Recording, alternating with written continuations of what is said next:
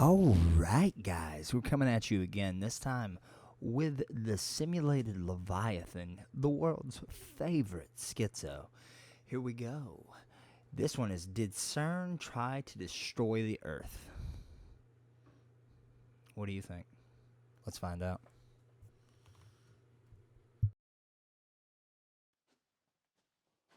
What if we have tried to destroy this planet, but we are unable to?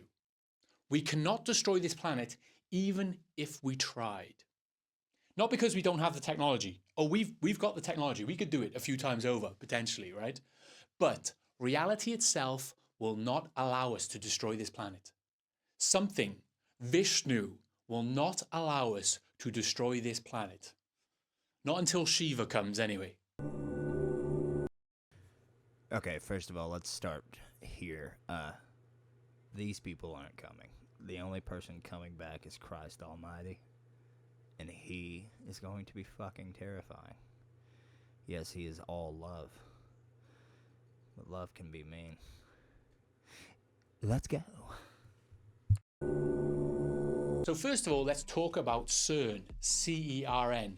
CERN is considered probably the most important scientific research institution on planet Earth, right? And it received... I have heard the theory that they collapsed our universe in 2012 and that we are living in the other, like, side universe, which explains the Mandela effect and Pikachu having a white stripe on his tail or a black stripe on his tail, like a bunch of this shit, man. It's worth a look. Receives a lot of funding from taxpayers, mostly German taxpayers. So hopefully it's doing some important research that is for the greater good of mankind. Well, it is doing some interesting stuff.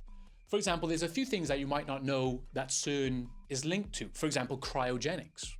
Also, CERN is credited for creating the internet or the World Wide Web. So that's interesting in itself. But what it's mostly known for is this: the large... Definitely did not know about the internet. I was positive it was Al Gore. Man, bear, pig. Hadron Collider. Now this is a giant particle accelerator. It's a 17-mile tunnel underground on the border of Switzerland and France, and what it does is it shoots tiny little particles around this tunnel at near the speed of light, smashing these particles together. Now why are they doing this? Well, they want to see what happens. They want to see what happens, basically, because there's a few open-ended questions about the nature. Because, I mean, really, what bad could happen by doing something that has never been done underground, testing particles at the speed of light? I mean, you're not going to open portals to the other world or nothing, man. Come on, man. Nature of our reality that they want to answer, and they believe by doing this, they will answer these questions.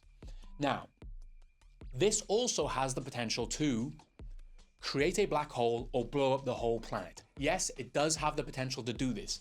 Now, they say the chances of it creating a black hole, the risks of this, are minimal because Hawking radiation will dissipate any... Okay, even if there's a 0.0007% chance that it's going to create a black hole. How about we don't test that, you fucking idiots? Any sort of black hole before... Love this guy's shirt. Who is this guy? Alex Hill?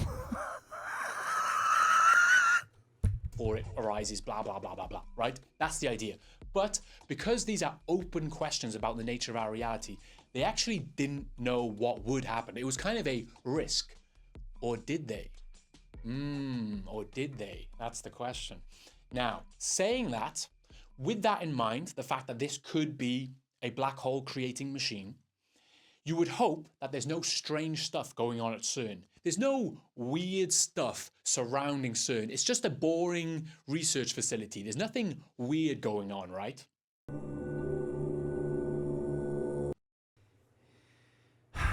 What was the entity that Aleister Crowley spoke to that looked like an alien? There's a reason that they're called aliens now. Back in the day, they were called angels and demons. And for some reason, they changed it to alien because, you know, that makes more sense. Mind-blowing. Now, some ex-employees and whistleblowers of Cern have come out and said that they're doing some interesting stuff, like, for example, potentially opening up portals to other dimensions to allow demons into our dimension. More specifically, they are shooting particle beams through panes of glass that are engraved with the demon symbols of the Lesser Key of Solomon in order to open up portals to allow demons to enter our reality. Now, that's all fun. Isn't that fun? That's a fun idea. It is fun. It is very fun. But if you know anything about the Bible, you know that this is actually happening, and this isn't a joke. This isn't a conspiracy theory. Everything's a conspiracy theory. Everything is, right? There's no kids on an island. That was a conspiracy theory. Twin Towers, that was some Middle Eastern guy, you know? That wasn't the government. There wasn't a controlled demolition there. Crazy. I like that idea. But for now, I just want to talk about this. This is a giant statue of Shiva that is at the headquarters of Cern in Switzerland. Now, why do they have a statue of Shiva? Well, Shiva is kind of connected to the alchemical process because Shiva is the god of destruction and creation. You know, you have to destroy things in order to create. But at the same time, Shiva is the god of destruction at the end of time. So it is a bit strange that they have this statue there. But it gets even weirder because a few years ago, there was an occult ritual performed around this sculpture. Now, Cern have come out and said that this was a prank. Yes, this mock sacrifice ritual performed in front of the sculpture of Shiva, this was a prank. But that's a bit weird because this was a prank performed at night at one of the most secure facilities on Earth. Like, what were the security guards doing? Were they just watching this, doing nothing? Where's Alex Jones when you need him, all right? This sounds like Bohemian Grove if I've ever heard it. And if you don't know what Bohemian Grove is, please take a minute to look that up. Make you question a lot of stuff. Like, I don't know why politicians are sacrificing things to Moloch, an owl god. Anyway. It's very strange. But let's think about Shiva one more time, because Shiva... I call them politicians because I refuse to call them elites, because there's nothing elite about the fucking trash. Is the god of destruction at the end of time, and how he does this is he destroys this universe in order to create a new one, right? Now consider that. What if Cern, using the Hadron Collider, what if they actually were trying to destroy this planet using this technology in order to prove a theory? Now, within philosophical and physics circles, there's this concept of the multi-world interpretation. Now, you might know it as the multiverse, you know, from the Marvel movies or from Rick and Morty. The idea is simple, that we are living in just one universe that of infinite potential universes, and every single quantum event creates a new universe, and therefore there are infinite amount of potential. I don't like this theory because it's like the god of the gaps. It answers everything. Why are we here? Well, we're just living in that lucky universe where we exist. You know, it kind of answers everything. I think it sucks. But if you do believe in the multiverse or the multi-world interpretation, guess what? There's a way you can test this. It's called quantum immortality. Now, do not test this. Do not test this. Let me explain, okay? The idea is simple. I somewhat believe this because I'm almost positive I died a few years ago. See, I had an acid problem, and I know a lot of you are thinking, that's not a drug that people have problems with, man. That's a hippie. That's a love drug. No, dude, I was straight addicted to this shit. I was throwing down 10 strips like it was nobody's fucking business. And one night, I thought I was invincible. I thought, man, we can't die. And I jumped out of a car going 45 miles an hour, bumped my head on the pavement, heard ringing for 3 days. I'm pretty sure that I died in some reality there and just got to live on in this one. I don't know. Every time you die, you actually don't die because you will jump to a universe where you continue to live. Every time you die, you just jump to a universe where you live. So technically, you are immortal. right? So as you can tell, I don't want you to test this theory, because even if this theory is true, even if the quantum immortality theory is true, you will be leaving behind a universe where you do not exist. Your friends and family will be missing you. I will miss you. So please do not test this theory, right? Quantum immortality. But let's say I believe that quantum immortality does not exist, especially on it. Even no matter really how you look at this, like that would be an afterlife, right? So like if you believe in God and you believe in Jesus Christ and you believe that he is your salvation and that you have eternal life because of him, that would somewhat line up with this. I don't know, man. Individual level, because we would expect to see a 600-year-old man constantly in a state of dying and rebirth as the universes go on and create new universes where he continues to live. But we never see that. Therefore, quantum immortality debunked, potentially. Now, saying that, imagine this. Imagine if we actually have quantum immortality on a global level, right? The world cannot be destroyed, because every time we destroy the world, we jump to a reality where the world still exists. Now, within Buddhism, there's this concept of emptiness, that there's this empty space that our reality comes from. I forgot what the word for it is, but within Hindu philosophy, they would call this Brahman. Brahman is the god of creation, but also everything comes from Brahman, because Brahman is like infinite formless potential in the future that we draw our existence from. And as we perceive our reality using our consciousness or our Atman, we are rendering this reality in real time from Brahman. Does that make sense? And this reality that we are seeing around us is called Maya. But if you believe in simulation theory, you could... No matter how you look at it, I realize this one not on acid, but no matter how you look at it, your entire life is simulated in your head. No matter how you look at it, everything is just your thoughts. It's fucking mind-blowing, man. Say that this reality that we are seeing around us is the Matrix or Maya, and we are drawing it from this empty space. Now, why am I saying this? Well, The Matrix was not a movie, it was a documentary. All right. bear that in mind, because now we're going to talk about everyone's favorite physics experiment, the double slit experiment. Everyone knows about this, right? Now, this experiment is kind of like the foundations of quantum mechanics. And within these quantum field circles, it's becoming quite controversial. There's a lot of debate about this at the moment, for obvious reasons, because it raises a lot of strange questions about the nature of our reality. Now, I'm not going to get into that, because for this video, we're just going to have fun, okay? So you can poo-poo this if you want, but let's just have fun with this. I'm going to quickly explain the experiment. Most of you already know about this. The idea is simple. Imagine there's a barrier here with two open slits, and you shoot protons at it one at a time. Pew, pew, pew. Now, what you would expect to see on the wall behind is two lines where the proton goes directly through these slits. But instead, what you see is a wave pattern, almost like the proton is interacting with itself, almost like there's infinite potential happening. It's kind of strange. So what do? Well, you measure this, you observe this, and as soon as you observe this or try to interact with this, what you actually see is... Real quick, chat, what are you measuring this with? Are you measuring it with a ruler? A measuring tape? Or a yardstick? Let's go. The proton begins acting as it should be. It starts going straight. So it's almost like observing this act changes what happens in real time, almost like it's rendering in real time.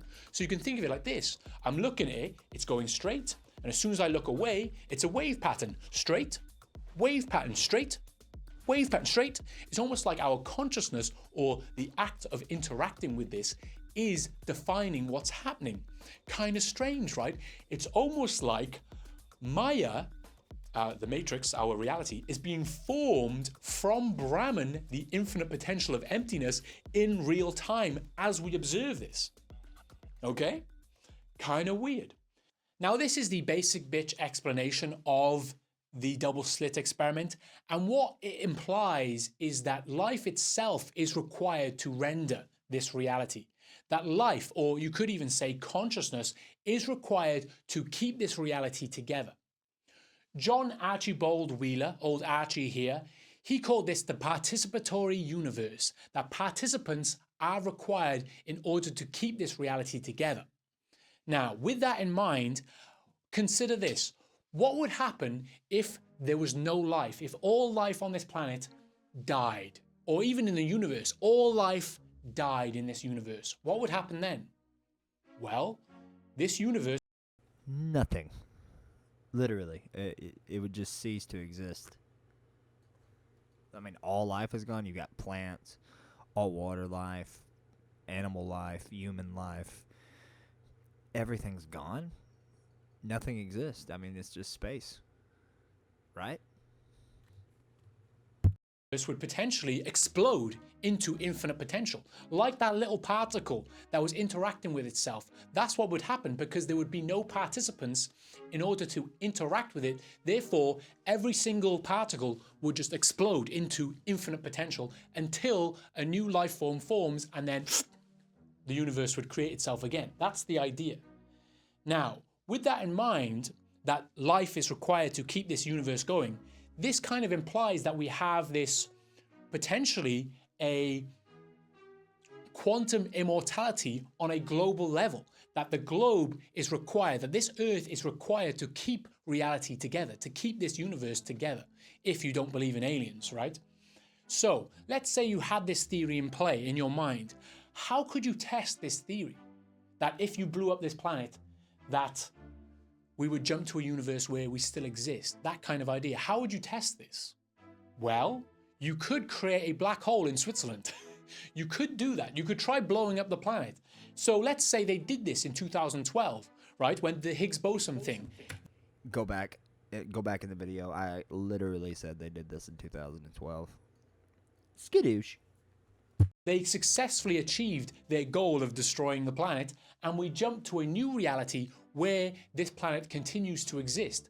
People are saying that that's what's happened. I remember there was this young kid on YouTube talking about this years ago, where he says that's why we have this Mandela effect, where we believe that actually the universe... What the fuck did I say earlier in the video? The Mandela effect.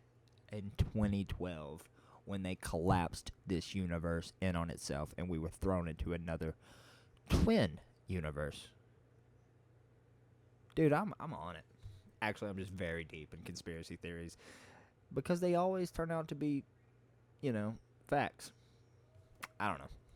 Has shifted somehow, and we are remembering things differently, and we are in a new universe because we blew up the universe in 2012. There's that idea, but also there's another concept, right? The idea that actually we were just unable to blow up the planet because there's some sort of divine or some kind of fourth dimensional creature of some kind stopping us from doing this every single time we try. And that kind of makes sense. Yeah. He's called Yeshua of Nazarene. It's a little bit because... Nazareth, my bad. So I want you to consider how fragile life is on this planet. Like the idea that we still exist is insane. Like one solar flare from the sun could wipe out all life on this planet. I'm gonna go off on a deep end here. You're gonna all think I'm crazy, but the sun is local. It is not the center of the universe. It is local to us. It revolves around us. And this is not a globe, buddy. I'm not saying it's flat either. Don't misconcept me here. But it damn sure ain't a globe. And there are more lands that we do not know of. That we can't know of. That we know of. But we don't know of. You know what I mean? But it hasn't. A comet could hit this planet and wipe out all life on this planet. But it hasn't. One slight change in the nature of physics, one of our constant... They say that a comet has hit this planet and wiped out all life, and that was the dinosaurs. But let me hit you with this. The dinosaurs never existed. The bones that you're finding are the Nephilim from the Bible. I know it sounds crazy. It's a mixture of the Nephilim, which were just giant humans, and well, they were also like half angel, half person, but that doesn't matter. It's beside the point. And what is that other animal that's in every culture, every old culture, every one of them depict it alongside of real animals, but everybody thinks it's a magic. Oh, a dragon. Yeah, that's what they're fucking finding. And I know I sound crazy, but good God, look it up, man. Within this universe, like the speed of light or gravity, one of those things could shift and destroy all life, but it hasn't. Everything seems to be intact, almost like there's something stopping us from dying. Or you could say reality. If you think we went to the fucking moon, by the way, I got into a heated argument at work because of this. We didn't go to the fucking moon in the 60s and the early 70s, and we damn sure didn't fly around it a couple weeks ago. It's all CGI. These are fucking liars. You think that they sat in a fucking capsule, could not move for 4 days, and just everything made it? Dude, horse shit. We've never been outside the atmosphere. Ever. Reality itself requires our existence in order to render it. And with that in mind, actually, Cern have reported that And there's a reason for that. It's called the firmament. there's some sort of strange behavior within the particle accelerator that they could not explain. For a while, they just called it a ghost, I think. They called it a ghost. It was almost like there was something shifting the particles and stopping them from colliding together and stuff like this. There was some stuff they couldn't explain. Later on, they said that it was just like sort of magnetic deference or something along these lines. But it would be funny if God was, or there was a divine protector slowly changing the direction. No, bud, you got it right the first time. It's God, the Lord of Lords, Yeshua, also known as Jesus Christ. Of particles to stop us blowing up the planet. That is a funny way of thinking about it. You could say that reality itself is manipulating it to stop us from blowing up the planet as well. And within Hindu cosmology, they would call this Vishnu. Vishnu is the god of the present, the protector of the now, keeping this Kali Yuga going until Shiva arrives. So that's interesting, right? Now, this seems like a strange video for me to do. I understand. Like, I'm not a physics guy. I'm a retard. That's what I am. I'm sorry. I'm Welsh. 100% relate. I am also one of those, and I do believe things are fake, and I do believe things are gay. Irish. I was born to be a potato farmer or put in a dark cave and smashing rocks with a hammer. That is what I was born to do. But at the same time, I am very interested in the Jeffrey Epstein files, and a lot of what I've spoken about today can be found within the Jeffrey. I know a lot of people are looking at that picture of Jeffrey and thinking, man, he's getting some puss. You guys are fucking fucked up, dude. Dude was not okay. All right, he was getting some puss, but it wasn't that young puss, dog. You know what I mean? Nasty. Jeffrey Epstein emails, if you look hard enough. I'll give you an example. Deepak Chopra. Also, don't support anybody that would do that. Let's get them in the street and hang them from a tree in front of public, or shoot them in the fucking skull. You know this guy? He's a guru that everyone loves, this old fart, right? This guy who preaches a new form of New Age Buddhist morality. This guy also says that God is a construct, but cute girls are real. He says that within the emails, allegedly. I gotta keep remembering to say allegedly. I don't want to get sued, but you can find these emails there. But also there's a chain of emails where he discusses the participatory universe. He talks about these things that we've mentioned today. The idea that we are rendering our reality with our consciousness. He talks about this. So I mean, if you think about it, like, do you think GTA 5 characters think that that's real life? Because I mean, if you notice it, dude, they'll live their whole life. They'll just go do what they gotta do in the game, and you just come and kill them. I wonder if it's like real life to them. I wonder if that's all this is somebody else's video game. I don't know. So Jeffrey Epstein is connected to these kind of concepts, but at the same time, he's connected to people at CERN. He's connected to people at CERN. For example, there's this woman that... If you got raped by Stephen Hawking, I don't feel bad for you. I mean, what? You couldn't just, I don't know, roll over? talks about creating wormholes at CERN. She went to his island, allegedly. Now let's take this to another schizo level, right? Let's take it to another level. You think I'm done? I'm not done, there's more, right? Because consider this, within the Jeffrey Epstein files, he also discusses how he wants to merge his mind with machines potentially, or life extension through machines. And he's connected to the idea of the singularity, that one day we could create an exponential growth of intelligence and create a godlike single intelligence, a singularity event through the omega point, either externally through an artificial intelligence or through the merging of minds with machines. Either way, they could create a life form that is super intelligent, right? That concept. Now, think about that, but then consider the participatory universe idea again. The idea that life is required to render this reality. How much life is required to render our reality? Technically, only one life form. Only one life form is required to render this universe. And if you have only one life form, let's say the one life form kills all other life in this universe, that one life form would be able to render reality as it wants to. It would be able to control reality in a different way because it is the only form of rendering. That's crazy, right? That's insane. That's funny. Is that crazy? Does that make sense what I just said? In the beginning, God spoke the world into existence, meaning that God was the only life form there, so he could render everything exactly how he wanted. Did this just prove God?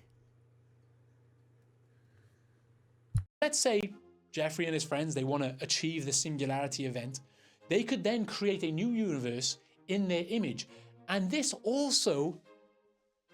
So many similarities. Did you hear that? In their image.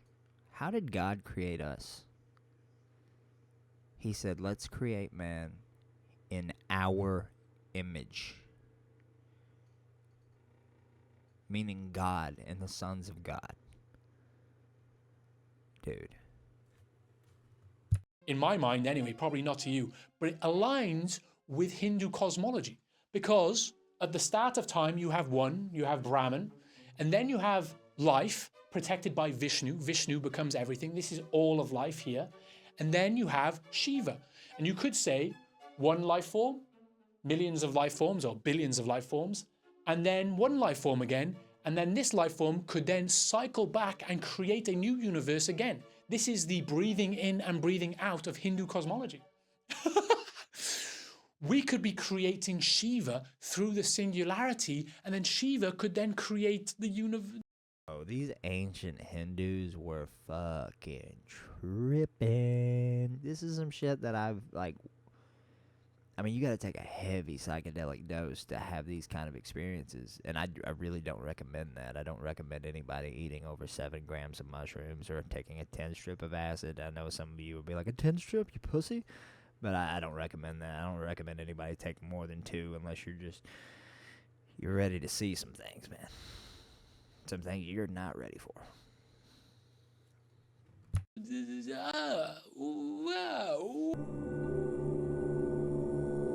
Now I'm going to leave this video on a little bit of a disclaimer, because every time you hear about a new scientific breakthrough, I want you to take it with a pinch of salt. Just consider that it might be fake, right? Consider it. Because the science community and large science institutions like CERN, they will say anything and do anything in order to achieve their next round of funding. CERN will be very lucky if it achieves the same amount of funding it received previously from Europe. And they are looking for their next round of funding. And they will make up any bullshit in order to achieve that. They will do this, right? They could make up any bullshit and tell the European Union that they need more money, and the European Union might fall for it, right? They might fall for it. So every time you hear about some sort of scientific breakthrough, you do really have to. What if they open a portal and something comes out that claims to be God? But we know, the Christians, real Christians, not these Sunday lukewarm people. Hallelujah! No. The people who follow the word of God. We know that it's the Antichrist, but the whole world will be deceived. What if that's what's happening? What if we really are in the end of time? I don't know. Consider whether what they're saying is real or whether they're faking it to get more money, because that's how it works.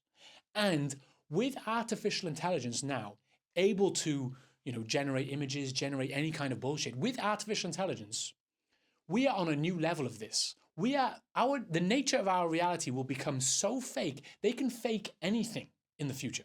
It's insane. And they could fake anything with AI and require more funding. It sounds like a very conspiracy theory thing to say, but I'll do another video on this because there's a few experiments and breakthroughs throughout history that have just been bullshit in order to get more funding.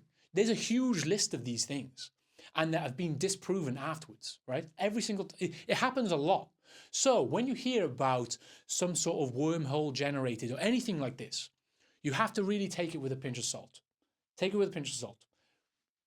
Trust your gut, right? That's why I always say, what does your gut say on this? I agree with him. Anything you see on the news, you should take it with a pinch of salt. Like, anything that they're trying to beat into your head, like Charlie was killed with a 30-06. You should really think, I might be being lied to. You know what I mean? Does your gut say that this is real? Or does your gut say that this is wrong, right? This is fake? Gut gnosis. Trust your gut.